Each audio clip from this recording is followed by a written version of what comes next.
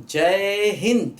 जय हिंद। देखो बच्चों, हम लोग आ गए हैं डिफरेंशिएशन के अगले वीडियो में और हम लोग इनवर्स ट्रिग्नोमेट्रिक फंक्शन का डिफरेंशिएशन पढ़ रहे थे। ये सवाल थोड़े से लंबे लंबे होते हैं, लेकिन आपको टेंशन नहीं लेने का, ठीक है। हम लोग यहाँ पर और कुछ अच्छे सवाल करने जा रहे हैं। देखो बच्चों, जैसे कि हम लोग अगला क्वेश्चन करते हैं। y बराबर cos inverse 1 minus x square upon 1 plus x square, और हमें क्या करना है, हमें निकालना है dy dx equal to question mark. पहला केस क्या है, x पॉजिटिव, दूसरा केस क्या है बोलो, x निगेटिव। दो अलग अलग यहाँ पर केसेस है, ठीक है। हम यहाँ पर इससे पहले पिछले क्वेश्चन में बताया था आपको कि x को मान के करो या डायरेक्ट करो। तो डायरेक्ट मत करना, कर सकते हो चाहे तो, बस डायरेक्ट करने में ये बात ध्यान रखनी है। मैंने पिछले वीडियो में बताया था, पिछला वीडियो बेटा देखिए सब बच्चे जरूर। अंडर रूट एक्स स्क्वायर को मॉड एक्स अगर नहीं लिखा ना तो गलती कर जाएंगे, है ना। पिछले वीडियो में देखो खास बात क्या थी, अंडर रूट एक्स स्क्वायर को मॉड एक्स लिखना बहुत जरूरी है, ठीक है। अदरवाइज ज़्यादा अच्छा है लेट करके करो, जो सही तरीका है। देखो जैसे कि मान लो अगर मैं x को tan थीटा मान लूँ तो y क्या हो गया, cos inverse 1 minus tan square theta 1 plus tan square theta. देखो ये हो गया क्या बोलो, cos इनवर्स cos 2 थीटा, ठीक है। cos inverse of cos 2 theta देखो यहाँ पर आ गया, ठीक है। अब यहाँ पर फिर वही है कि क्या इसको काट दिया जाए, तो 12th में काट देना कोई दिक्कत नहीं, क्योंकि 12th में पहला वाला ही केस होगा ज़्यादातर, और उसे आप काट दोगे तो कोई दिक्कत नहीं है। अब देखो ज़्यादा अच्छा ये होता है कि हम यहाँ पर cos inverse of cos x से इसको डील करें। cos inverse of cos x पे तुरंत पहुंचिए। देखो इसका मैंने ग्राफ बताया था बेटा, एक बार ITF पढ़ लो, ITF में जाकर के पढ़ लो, सारे ग्राफ मैंने बताए हैं। ITF में इसके इनवर्स ट्रिग्नोमेट्रिक फंक्शन का देखो अलग वीडियो है, उसमें मैंने NCERT के सोल्यूशन भी बताए हैं और ये सब ग्राफ वगैरह भी मैंने देखो वहां पर बेटा समझाए हैं।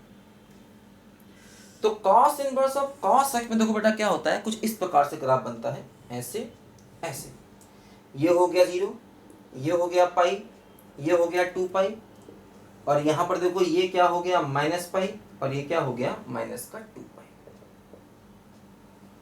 ठीक है। इस लाइन का इक्वेशन होता है y बराबर x, और इसका इक्वेशन क्या होता है y बराबर माइनस एक्स। तो क्या हुआ देखो, 0 से पाई के बीच में, मतलब cos inverse of cos x की देखो जो वैल्यू है, अगर x 0 से पाई तक है, देखो 0 से y बराबर x है, तो मतलब इसकी वैल्यू x हो गई। अगर x माइनस पाई से 0 है तो इसकी वैल्यू क्या हो गई बोलो, y बराबर माइनस एक्स हो गई, समझिए, ठीक है। देखो ध्यान दो,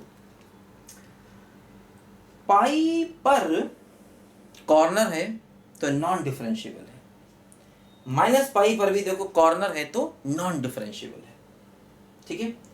तो इसीलिए पाई, पाई का मतलब देखो समझो, जैसे यहां पर x की वैल्यू पाई, तो यहां पर 2 थीटा बराबर पाई, तो थीटा बराबर क्या हो गया पाई बाई 2, थीटा बराबर पाई बाई 2 हुआ तो x क्या हो गया इन्फिनिटी, मतलब x को यहाँ पर इन्फिनिटी लेंगे तो फंक्शन डिफरेंशिएबल नहीं है, और x को वैसे भी कोई इन्फिनिटी लेगा ही नहीं। हाँ एक बात और समझो, देखो यहाँ पर भी फंक्शन में कॉर्नर है, यहाँ पर भी फंक्शन डिफरेंशिएबल नहीं है, तो यहाँ पर x बराबर क्या 0, यानी कि 2 थीटा बराबर 0, तो थीटा बराबर भी क्या हो गया 0।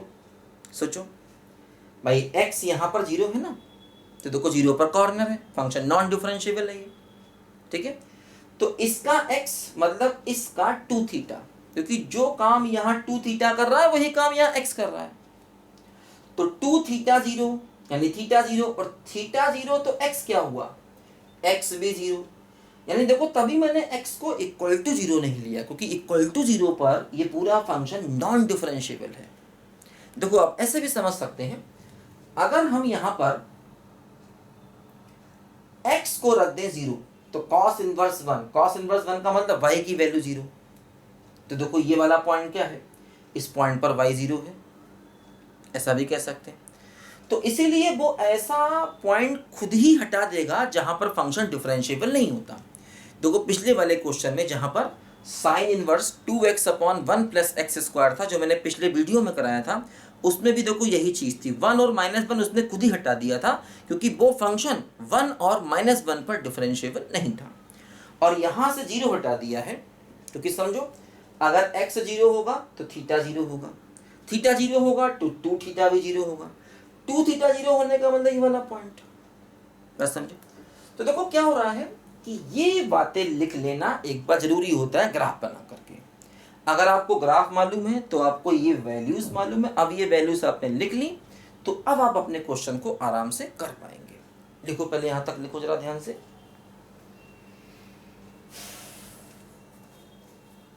देखो अब इसमें क्या होगा बेटा कि सबसे पहला केस देखो जो इसने दिया है उसको हम लेकर के चलते हैं। पहला केस क्या है बोलो? पहला केस है x greater than 0। Greater than 0 का मतलब 0 से इंफिनिटी हो गया, है ना? एक ही बात है। तो अगर x 0 से इंफिनिटी, देखो यहां से, देखो यहां से चेक करो, इससे देखो x अगर 0 है तो थीटा भी 0 होगा, x अगर इंफिनिटी है तो थीटा क्या होगा बेटा? π/2 होगा। थीटा ये हो गया। अच्छा, तो 2 थीटा क्या होगा? 2 थीटा हो गया देखो 0 से पाई, और हमें 2 थीटा की ही तो जरूरत है, हमें 2 थीटा की ही तो जरूरत है ना बेटा। देखो 2 थीटा 0 से पाई है, मतलब देखो x अगर 0 से पाई है तो वैल्यू क्या है? x।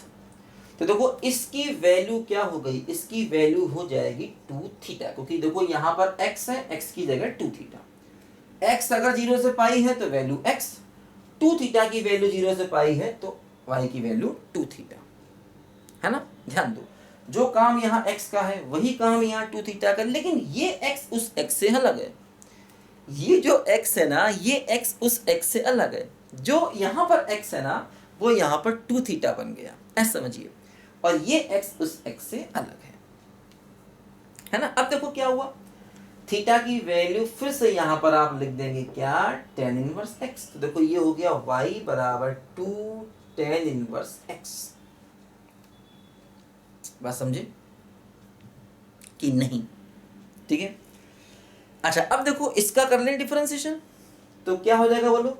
D by D x 2 into 1/1 plus x square हो गया। बोलो बात समझे कि नहीं? ठीक है। तो देखो क्या हो रहा है, मैंने बताया था 12th क्लास में वो पहला ही केस देगा, और अगर पहला केस देगा आप ये सब नहीं करोगे, आप सीधे कॉस इनवर्स को कॉस से काट दोगे तब भी कोई दिक्कत नहीं होगी, क्योंकि अगर पहले केस में यही तो हो रहा है। देखो 2 थीटा आंसर आ रहा है, 2 थीटा का मतलब कॉस इनवर्स को कॉस से आपने काट दिया, कोई दिक्कत नहीं हुई।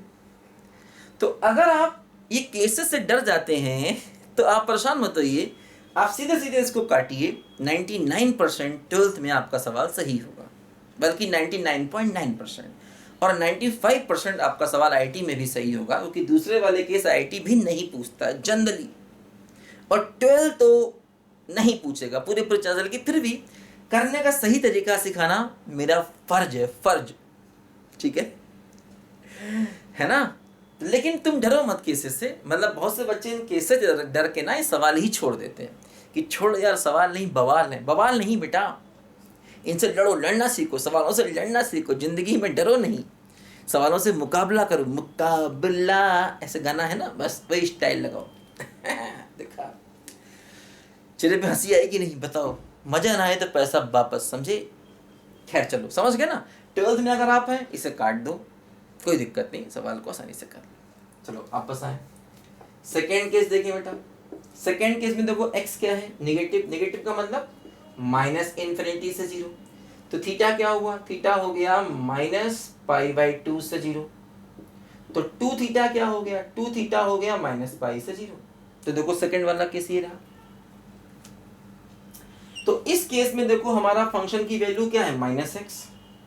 तो इस केस में देखो y का वैल्यू क्या हो जाएगा? -2 थीटा।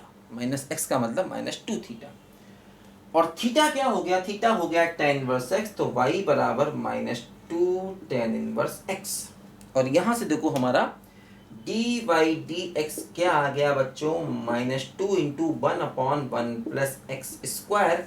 तो ये हमारे सवाल का सेकेंड केस का आंसर आ गया। इसमें ज़्यादातर दो ही आंसर आते हैं, प्लस या माइनस, हर सवाल में। पहला आंसर प्लस होगा, दूसरा उसी का माइनस होगा और कोई बड़ा चेंज नहीं होता है आंसर में, ठीक है। तो देखो बेटा, इसमें खास बात यह है ना, ये सिंप्लीफाइड फॉर्म भी है। देखो यहाँ तक करेंगे सिंप्लीफाइड फॉर्म है, यहाँ तक करेंगे सिंप्लीफाइड फॉर्म है। यही हम लोग इनवर्स ट्रिग्नोमेट्री में इसी को सिंप्लीफाइड फॉर्म में करते थे। बस एक स्टेप और करना है, क्या, डिफरेंशिएशन का सवाल खल्लास, ठीक है।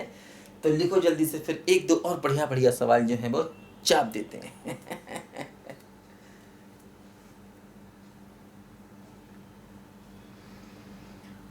सत्यम शिवम सुंदरम हो, सत्यम शिवम सुंदरम, सत्यम शिवम सुंदरम, हाँ सत्यम शिवम सुंदरम। ईश्वर सत्य है, सत्य ही शिव है, शिव ही सुंदर है, हाँ।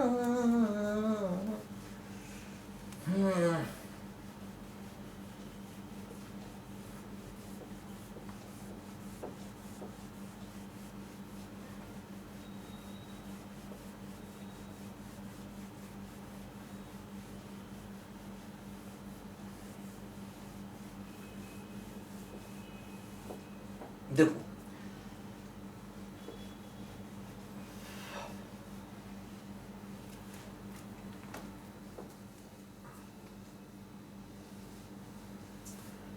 समझो यहां पर ध्यान से बच्चों, जैसे कि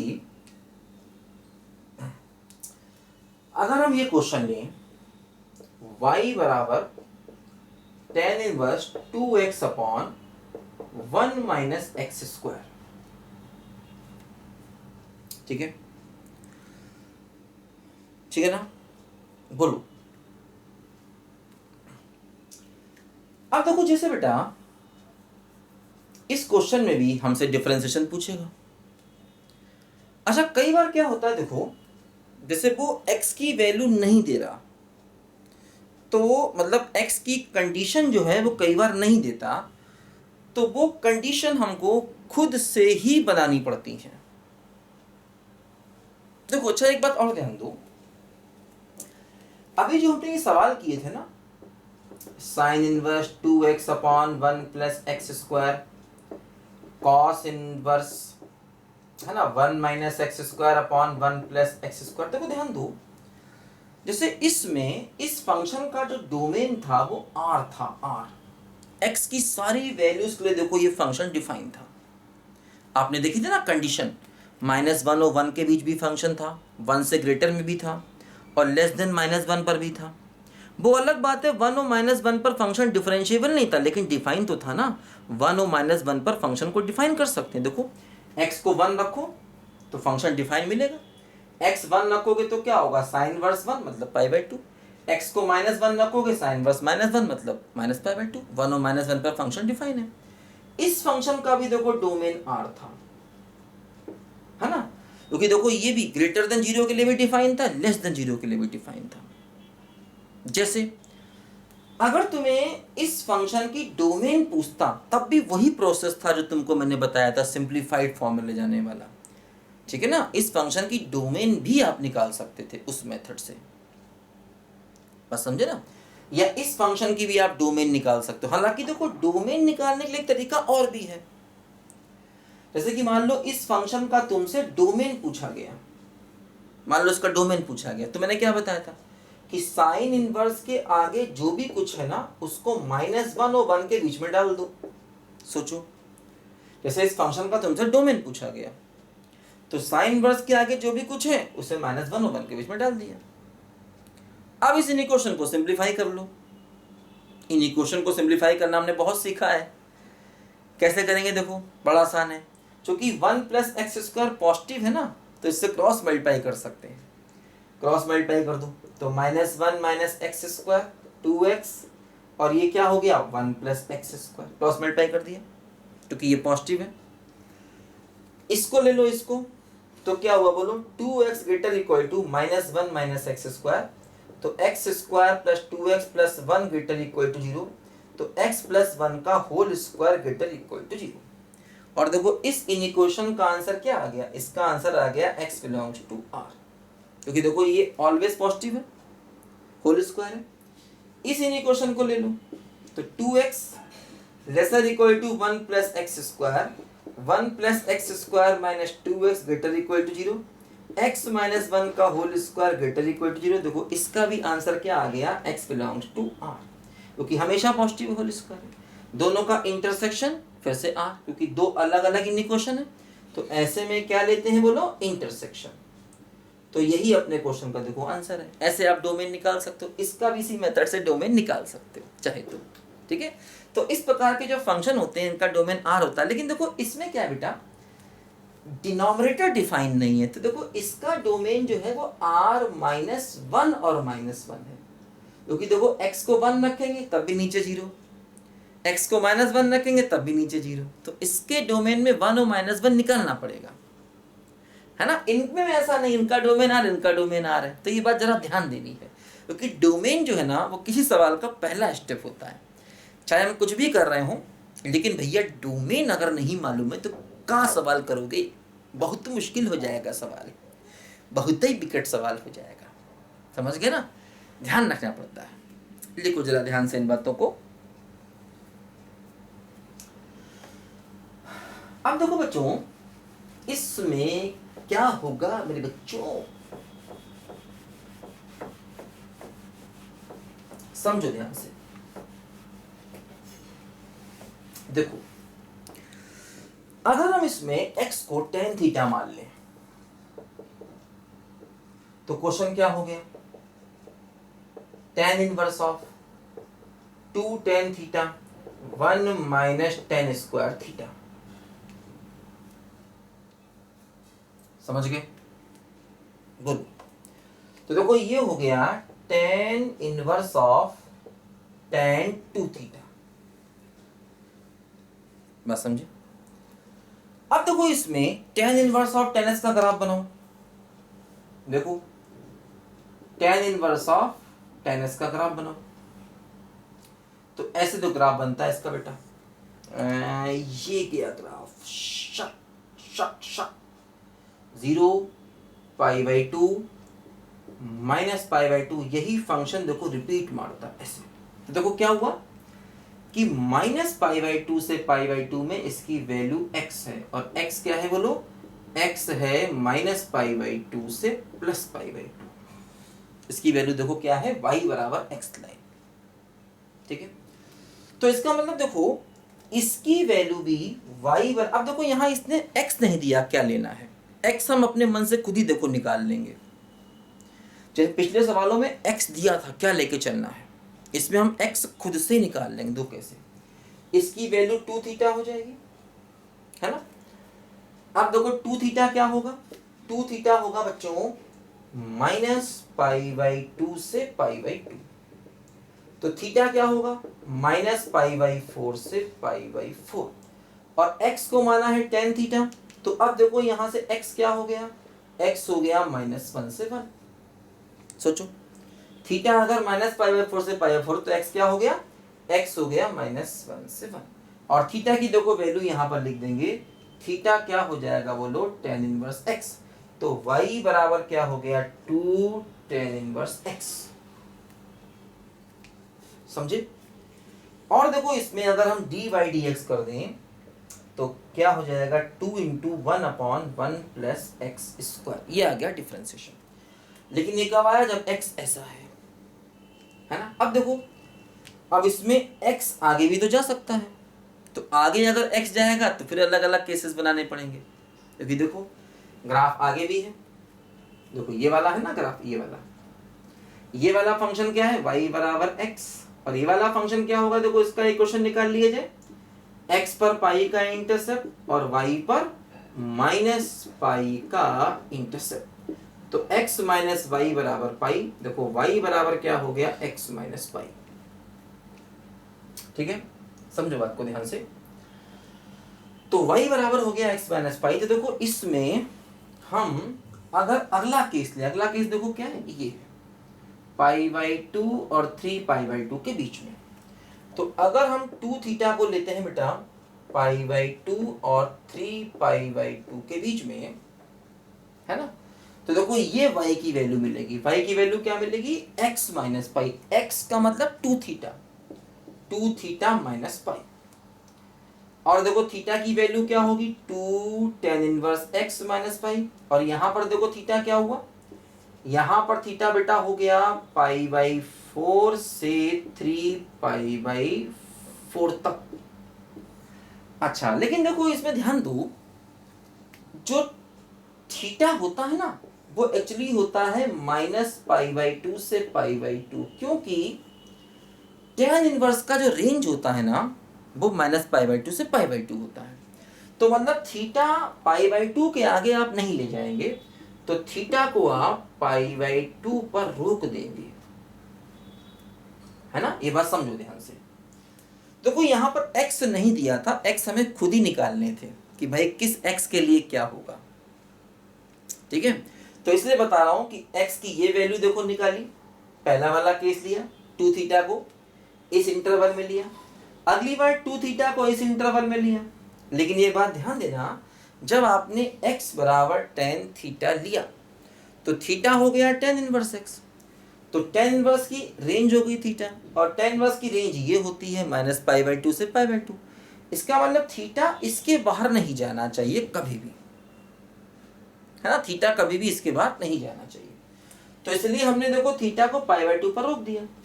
अच्छा, थीटा अगर ये है तो x क्या होगा?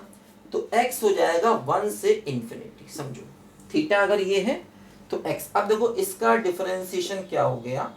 ये हो गया 2 × 1/1 + x², इसका 0। देखो एक्चुअली क्या है ना, यहाँ पर सारे ही डिफरेंशिएशन सेम आएंगे। देखो सारे ग्राफ सेम है, सारे ग्राफ देखो, सारे ग्राफ का जो इंक्लाइनेशन है ना, मतलब उनका स्लोप वो सेम है, सारी लाइनों का स्लोप सेम है, क्योंकि dy/ds क्या बताता है?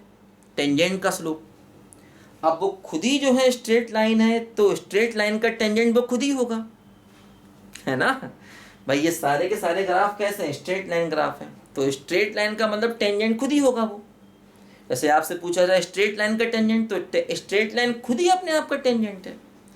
तो इसलिए इसका स्लोप, इसका स्लोप, इसका स्लोप, सबके स्लोप सेम है, इसलिए सारे ही डिफरेंशिएशन देखो यहाँ पर ये आएंगे। x चाहे कुछ भी ले लो, चाहे -1 से 1 लिया देखो तब भी यही आया, x को 1 से इन्फिनिटी लिया तब भी यही आया। अगर हम x को पीछे लेके जाएंगे, यानी x को लेंगे क्या -∞ से -1, तब भी dy/dx यही आएगा। तो यहाँ पर dy/dx हमेशा यही आएगा। हाँ, x को 1 और -1 लेंगे तो फंक्शन डिफरेंशिएबल नहीं है, क्योंकि ये पॉइंट फंक्शन की डोमेन में ही नहीं है, और जो पॉइंट्स फंक्शन की डोमेन में नहीं है उसमें फंक्शन डिफरेंशिएबल कैसे हो सकता है? हो ही नहीं सकता। बस समझे, जो पॉइंट्स फंक्शन की डोमेन में नहीं है उसमें फंक्शन डिफरेंशिएबल हो ही नहीं सकता, ना कंटिन्यूअस होगा। इन पॉइंट्स पर फंक्शन कंटिन्यूअस भी नहीं है। हाँ, पिछले वाले केस में ध्यान देना, जैसे साइन इनवर्स वाला केस था, उसमें 1 और -1 पर फंक्शन डिफरेंशिएबल नहीं था लेकिन कंटिन्यूअस था। कॉस इनवर्स वाले केस में भी x बराबर 0 पर फंक्शन डिफरेंशिएबल नहीं था, लेकिन अभी जो इससे पहले किया ना कॉस इनवर्स वाला केस, याद है नहीं? अभी देखो किया कॉपी पे, लिखा कि नहीं लिखा? x बराबर 0 पर फंक्शन कंटिन्यूअस था, लेकिन यहाँ पर चूंकि ये पॉइंट फंक्शन की डोमेन में ही नहीं है, इसलिए इन पॉइंट्स पर फंक्शन ना तो कंटिन्यूअस होगा और ना ही फंक्शन डिफरेंशिएबल होगा, है ना। तो बेटा ये क्वेश्चन इस तरीके से करने चाहिए, सही तरीका यही है। लेकिन अगर तुम परेशान हो रहे हो तो हमेशा तुम इसको इससे काट देना और सीधे 2 थीटा लिखना और सीधे थीटा की वैल्यू यहाँ मारना और सीधे उसका डिफरेंशिएटिंग टांग देना धड़ाक से। चलो भाई चांद दे गड्डी ठीक है, ऐसा कर सकते हो। 12th में 99.9, बल्कि एनसीईआरटी में ही मैं देख रहा हूँ ना कि सभी क्वेश्चनों में ऐसा ही है। इसको इससे काट दें तो कोई दिक्कत नहीं होती, सारे सवालों में ऐसा है। 12th में ज़्यादातर सवालों में, रेयर कोई सवाल है जहाँ पर कंडीशन का यूज़ है। एक ही सवाल मुझे याद है जहाँ पर कंडीशन का यूज़ है, अदरवाइज एनसीईआरटी में हर जगह ये काटोगे तो कोई दिक्कत नहीं आएगी। और आईआईटी ने भी जितने सवाल पूछे उसमें अगर डायरेक्ट काटोगे तो 95% जगहों पर दिक्कत नहीं आने वाली। इसलिए केसेस नहीं आ रहे तो परेशान नहीं हो, मतलब इसको छोड़ना नहीं, करना है।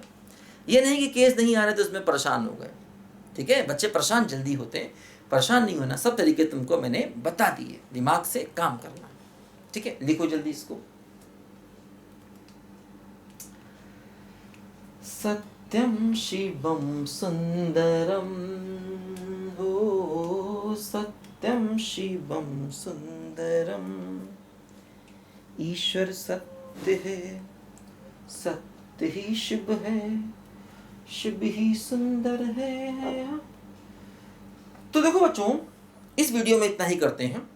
आईटीएफ में कुछ नहीं होता है, हमें पहले सिंप्लीफाइड फॉर्म करनी होती है, और सिंप्लीफाइड फॉर्म करने के बाद हमें उसका डिफरेंशिएशन करना होता है, और कोई इसमें दिक्कत वाली बात ज़्यादा नहीं होती।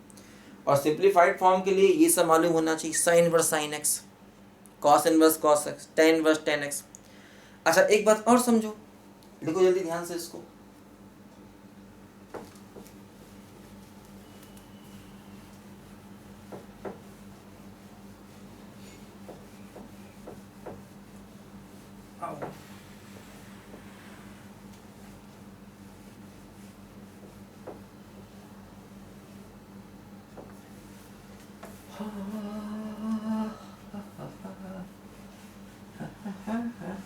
देखो ध्यान दो,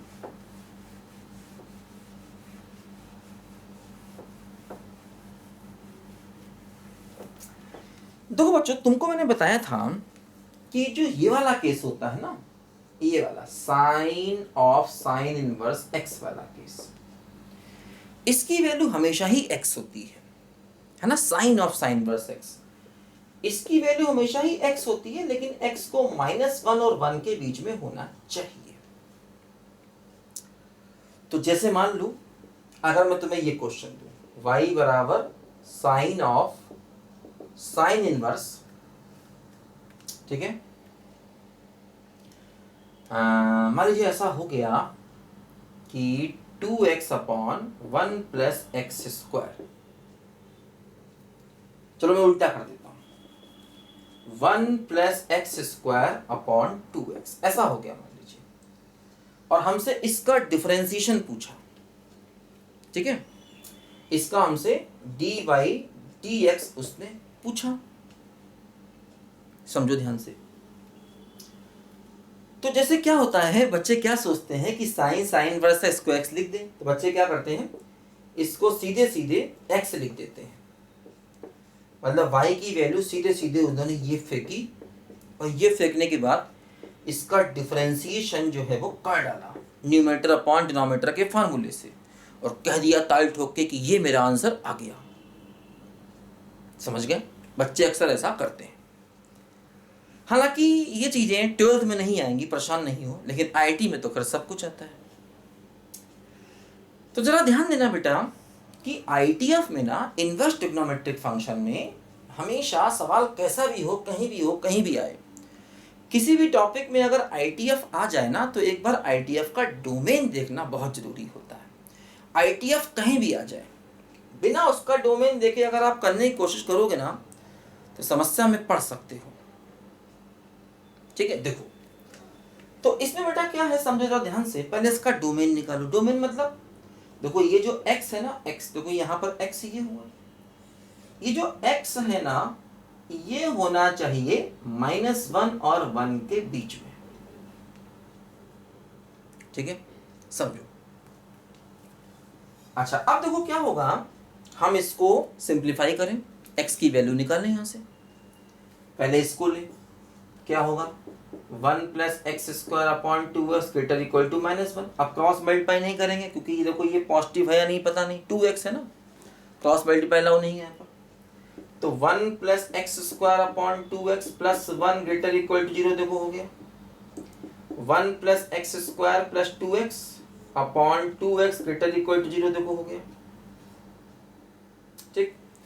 देखो न्यूमरेटर में क्या हो गया, x प्लस 1 का whole square upon 2x greater equal to 0 हो गया। समझो ध्यान से। अब देखो यहां पर बड़ा इंपॉर्टेंट देखो है ये, अब इसमें देखो इसको लगाओ, जैसे ऊपर तो होल स्क्वायर है, तो पॉइंट क्या आया -1, और नीचे x की वैल्यू क्या आ गई 0। तो इसमें वो लगाओ वेविकर मेथड, कौन सा वाला, जिसमें पावर ज़्यादा होती थी, वो वाला मेथड। देखो क्या होगा, ऐसे होगा ना, पॉजिटिव, देखो x की पावर 1 है तो पावर ऑड है, साइन चेंज होगा। नेगेटिव, यहाँ देखो पावर इवन है तो नेगेटिव का नेगेटिव ही रहेगा। दो फैक्टर है ना, एक फैक्टर ऊपर एक फैक्टर नीचे। इसका होल स्क्वायर है, पावर इवन है तो -1 पर साइन चेंज नहीं होगा, लेकिन देखो ये पावर क्या है 1, ऑड पावर है, साइन चेंज होगा। इक्वल भी है तो डॉट यहाँ आएगा, इस पर क्या आएगा सर्कल, है ना। न्यूमरेटर पे हमेशा डॉट आता है, डिनोमिनेटर पे हमेशा सर्कल। अब सोचो हमें ये पॉजिटिव चाहिए, तो देखो पॉजिटिव ये है 0 से इन्फिनिटी, और देखो यहाँ पर डॉट को भी शामिल करना पड़ेगा, तो -1 को भी हमें शामिल करना पड़ेगा। बस समझे, क्योंकि मैंने बताया था ये ज्यादा पावर वाला वेविकर मेथड ऐसे ही करना होता है हमेशा। अच्छा अब देखो इस पार्ट को लिया तो ये देखो क्या होगा, ये होगा 1 + x² / 2x ≤ 1। देखो अब ये क्वेश्चन जो है ना स्पेशली आईआईटी वाले बच्चों के लिए है, जिन बच्चों खाली 12 करना है वो इसको स्किप कर दें, क्योंकि ऐसे क्वेश्चन जो इंटरेस्टिंग होते हैं ना वो आईआईटी के लिए ही होते हैं। जिन बच्चों को खाली 12 करना है वो इसको ना करें। हालांकि अगर आप ऐसा सोचते हैं तो गलत सोचते हैं, खाली 12 करने से फ़ायदा नहीं है आज के ज़माने में कोई, जब तक आप अच्छे कॉन्सेप्ट ना सीखें, क्योंकि ये चीज़ें कहीं ना कहीं आगे टकराएंगी हमसे। ठीक है, देखो ध्यान दो। अब देखो यहाँ पर फिर क्रॉस मल्टीप्लाई नहीं करना, 1 + x² / 2x - 1 ≤ 0। अब देखो 1 + x² - 2x / 2x ≤ 0, x - 1 का होल स्क्वायर अपॉन 2x ≤ 0। समझो ध्यान से। अब देखो फिर वही चीज़ है, क्या नंबर लाइन बनाई, x की वैल्यू 1 होगी और x की वैल्यू 0 होगी, ऐसे करना होगा ना। अब देखो पॉजिटिव है, 1 क्या है 1 का होल स्क्वायर है तो पॉजिटिव का पॉजिटिव रहेगा, 0 की पावर 1 है तो पॉजिटिव का नेगेटिव हो जाएगा, क्योंकि पावर ऑड है। यहाँ पर पावर इवन है, साइन चेंज नहीं हुआ। अब देखो यहाँ इक्वल लगाएंगे, डॉट 1 पर लगाएंगे और 0 पर लगाएंगे सर्कल। अब देखो <0 चाहिए, नेगेटिव चाहिए, देखो नेगेटिव ये है क्या, -∞ से 0, और देखो डॉट को भी कवर करना है तो यूनियन 1 हो गया। अब देखो इन दोनों का इंटरसेक्शन लो, इसका और इसका इंटरसेक्शन लो। ठीक है, तो कैसे लें, देखो इंटरसेक्शन, ये क्या है, ये है देखो 0 से इन्फिनिटी, ठीक है, और यूनियन -1 को भी शामिल करना है। ये क्या है, देखो -∞ से 0 और यूनियन 1 को भी देखो यहां पर शामिल करना है, ऐसे देखो ये, समझे। अब इन दोनों का अगर हम इंटरसेक्शन लेते हैं तो इन दोनों का देखो एक कॉमन पॉइंट 1 हुआ और एक -1 हुआ, तो x की वैल्यू 1 आई और -1 आई। समझो, मतलब ये फंक्शन केवल 2 ही पॉइंट्स पर डिफाइन है, कहां पर, 1 पर और -1 पर केवल। तो देखो समझो ध्यान से, बहुत इंपॉर्टेंट बात यहां पर है, जैसे कि इस फंक्शन में अगर हम ध्यान दें तो ये फंक्शन एक तो -1 पर डिफाइन है और दूसरा देखो ये 1 पर डिफाइन है, 2 पॉइंट पर डिफाइन है बस, केवल यहां पर और यहां पर। अब देखो यहां पर क्या हो रहा है, समझो बात को, जैसे ऐसे फंक्शन को आइसोलेटेड पॉइंट डोमेन कहा जाता है, मतलब इसकी डोमेन जो है वो 1 है और -1 है। तो ऐसे फंक्शन जो केवल 2 ही पॉइंट पर डिफाइन है, ठीक है, जैसे कि 1 है, अब देखो 1 के आसपास फंक्शन ही नहीं है, 1 पर तो फंक्शन है लेकिन 1 के आसपास नहीं है, इसका मतलब ये फंक्शन कंटिन्यूअस नहीं होगा 1 पर, क्योंकि 1 पर आपको राइट हैंड लिमिट ही नहीं मिलेगी और ना 1 पर आपको लेफ्ट हैंड लिमिट मिलेगी, क्योंकि 1 के राइट में लेफ्ट में फंक्शन ही नहीं है, तो ये फंक्शन 1 पर कंटिन्यूअस नहीं हुआ, इसलिए डिफरेंशिएबल भी नहीं हुआ। इसी प्रकार देखो -1 पर तो डिफाइन है, उसके आसपास ये फंक्शन ही नहीं है, तो जब उसके आसपास फंक्शन ही नहीं है इसका मतलब ये फंक्शन फिर -1 पर भी कंटिन्यूअस नहीं है। क्योंकि आपको right hand limit left hand limit मिलेगी ही नहीं। तो यानी कि ये फंक्शन 1 और -1 पर डिफाइन तो है, लेकिन 1 और -1 पर ये कंटिन्यूअस नहीं है, और जब ये कंटिन्यूअस नहीं है तो 1 और -1 पर ये डिफरेंशिएबल भी नहीं है। इसका मतलब इस फंक्शन का ये जो आप डिफरेंशिएशन कर रहे थे ना, ये गलत था। ये फंक्शन किसी भी पॉइंट पर डिफरेंशिएबल ही नहीं है, क्योंकि ये केवल 2 ही पॉइंट पर डिफाइन है और उन पर भी ये डिफरेंशिएबल नहीं है, और होगा भी नहीं। जो फंक्शन सिंगल पॉइंट पर डिफाइन होंगे ना, उनके डिफरेंशिएशन संभव नहीं है, क्योंकि वो कंटिन्यूअस ही नहीं होंगे। क्योंकि भाई कंटिन्यूटी के लिए आपको 1 के आगे फंक्शन चाहिए ना, राइट हैंड लिमिट चाहिए और लेफ्ट हैंड लिमिट चाहिए, है ही नहीं। इसी प्रकार यहाँ पर भी ना तो राइट में फंक्शन ना लेफ्ट में फंक्शन। तो ऐसे फंक्शन जो सिंगल पॉइंट पर डिफाइन होते हैं, चाहे वो पॉइंट दूर दूर हो, है ना, जैसे कि मान लो फंक्शन 10 जगह डिफाइन है, लेकिन 10 पॉइंट उसके दूर दूर हैं, तो वो फंक्शन कभी भी कंटिन्यूअस और कभी भी डिफरेंशिएबल नहीं हो सकता, क्योंकि कंटिन्यूटी के लिए उस पॉइंट के आसपास फंक्शन को होना चाहिए ताकि आप लिमिट निकाल पाए, और जब कंटिन्यूअस नहीं है तो डिफरेंशिएबिलिटी के चांसेस खत्म। यानी इस फंक्शन का डिफरेंशिएशन पॉसिबल ही नहीं है, किसी भी पॉइंट पर डिफरेंशिएबल ही नहीं है, और हमने इसको काट पीट के सीधे डिफरेंशिएशन कर दिया था, जो गलत था। ठीक है ना। तो ऐसे केस में हमेशा एक बार डोमेन निकाल लेनी चाहिए, है ना। इनको बोलते हैं पॉइंट फंक्शन, जो सिंगल पॉइंट पर डिफाइन हो, और पॉइंट फंक्शन कभी भी ना तो कंटिन्यूअस होगा ना कभी भी डिफरेंशिएबल होगा। ध्यान देना इस बात पर, पॉइंट फंक्शन कभी भी ना तो कंटिन्यूअस होगा और ना ही कभी भी वो डिफरेंशिएबल होगा, क्योंकि वो सिंगल पॉइंट पर डिफाइन होता है, वो पॉइंट दूर दूर होते हैं, है ना। और सिंगल पॉइंट पर डिफाइन है, आसपास फंक्शन नहीं है, तो कंटिन्यूअस भी नहीं और डिफरेंशिएबल भी नहीं, और हाँ उस पॉइंट पर उसकी लिमिट भी एग्जिस्ट नहीं करेगी। जैसे मैं इस फंक्शन की लिमिट 1 और -1 पर पूछूं तो एग्जिस्ट नहीं करेगी। और हाँ एक अच्छी बात और, जैसे अगर तुमसे इस फंक्शन का रेंज पूछे तो आसान है, x को 1 रखो y निकाल लो, वो उसका रेंज हो गया, और x को -1 रख के y निकाल लो, वो उसका रेंज हो गया। जैसे कि मान लो अगर मैं इसमें x को 1 रख दूं, तो ध्यान देना ये जो डिफरेंशिएशन हमने किया था ना, ये गलत था, ऐसे कभी नहीं करना, क्योंकि इसकी डोमेन ही 2 पॉइंट है और दोनों पर ही ये नॉन डिफरेंशिएबल है, तो इस फंक्शन का d/dx पॉसिबल ही नहीं है।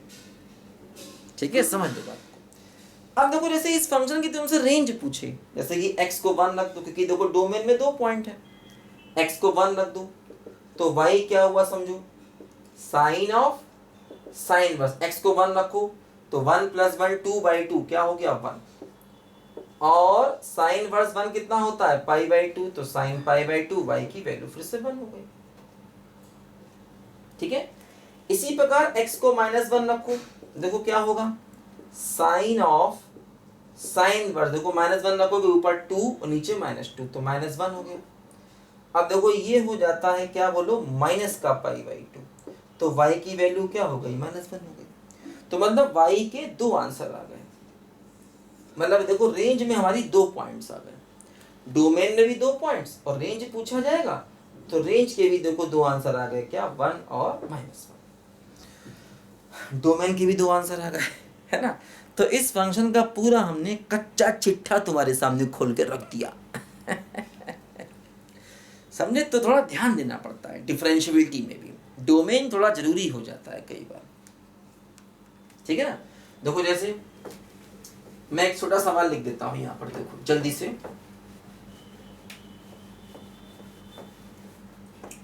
देखो जैसे ये सवाल है, y बराबर √x - 1 प्लस √1 - x। देखो ये 2 फंक्शन का सम है, तो जैसे इसका डोमेन निकालो तो x - 1 पॉजिटिव, x > 1, इसका डोमेन निकालो 1 - x पॉजिटिव, 1 > x, यानी x > 1। दोनों का इंटरसेक्शन लो, दोनों का इंटरसेक्शन क्या होगा, x बराबर 1।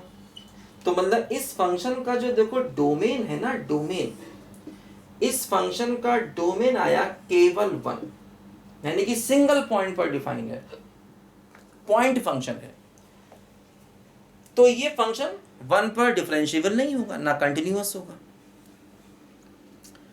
मतलब ये हुआ कि इस फंक्शन की ना तो लिमिट मिलेगी 1 पर ना कंटिन्यूटी ना डिफरेंशियबिलिटी। तो इसका डी बाई डी एक्स करने मत लग जाना, क्योंकि इसका डी बाई डी एक्स क्या हो गया, नॉट एग्जिस्ट। क्योंकि देखो सिंगल पॉइंट पर डिफाइन है और उस पर भी ये भाई अकेला पॉइंट है, वन के आसपास डिफाइन ही नहीं कहीं। जैसे वन है ना, वन पर डिफाइन है केवल बस, और वन रखेंगे तो y की वैल्यू 0 मिल जाएगी, तो x की वैल्यू हो गई ना 1। अगर x बराबर 1 इसमें रख दो तो y कितना हो जाएगा, 0। देखो ये इसका रेंज हो गया, केवल सिंगल पॉइंट डोमेन और सिंगल पॉइंट रेंज। तो 1 पर ना तो ये कंटिन्यूअस होगा, ना डिफरेंशिएबल होगा, ना इसकी लिमिट आएगी। जैसे कि मान लो अगर मैं तुमसे ये सवाल पूछ दूं यहाँ पर कि limit x tending to 1 under root x minus 1 plus under root 1 minus x, तो तुम गलती से 0 प्लस 0 यानी कि 0 मत कर देना, ये गलत हो गया। तुम सोचो मैं x को 1 डाल दूं तो ये 0 और ये भी 0, आंसर 0, गलत हो गया। क्योंकि ये फंक्शन की लिमिट 1 पर एग्जिस्ट ही नहीं करेगी, क्योंकि इसकी लिमिट डज नॉट एग्जिस्ट। क्योंकि देखो 1 के आगे ये फंक्शन है ही नहीं, तो राइट हैंड लिमिट मिलेगी नहीं, और 1 के पीछे भी फंक्शन नहीं है तो लेफ्ट हैंड लिमिट भी नहीं मिलेगी। जब लेफ्ट राइट लिमिट नहीं मिलेगी तो कंप्लीट लिमिट कहाँ से मिलेगी मेरे भाई, और जब कंप्लीट लिमिट नहीं मिलेगी तो कंटिन्यूअस कहाँ से होगा मेरे भाई, और फिर डिफरेंशिएबल भी नहीं होगा। तो ये सवाल ऐसे मत समझना कि x को 1 डालने लिमिट का आंसर 0 आ गया, मजा आ गया ना, गलत हो गया। 1 पर इसकी लिमिट एग्जिस्ट नहीं करती, क्योंकि ये पॉइंट फंक्शन है, पॉइंट फंक्शन एक पॉइंट पर डिफाइन है, आजू बाजू डिफाइन नहीं है। तो इंटरेस्टिंग है काफी, समझे? तो समझ लो इन बातों को, ये सब चीज़ों को पूरा टॉपिक मिला हुआ है ना, कंटिन्यूटी, डिफरेंशियबिलिटी, डिफरेंशिएशन, ये सब चीज़ें आपस में ऐसे मिली हुई हैं जैसे एक आत्मा दो शरीर। ठीक है, तो इस वीडियो में इतना ही, अगले वीडियो में और बढ़िया बढ़िया क्वेश्चन के साथ में आएंगे। तब तक के लिए बाय बाय।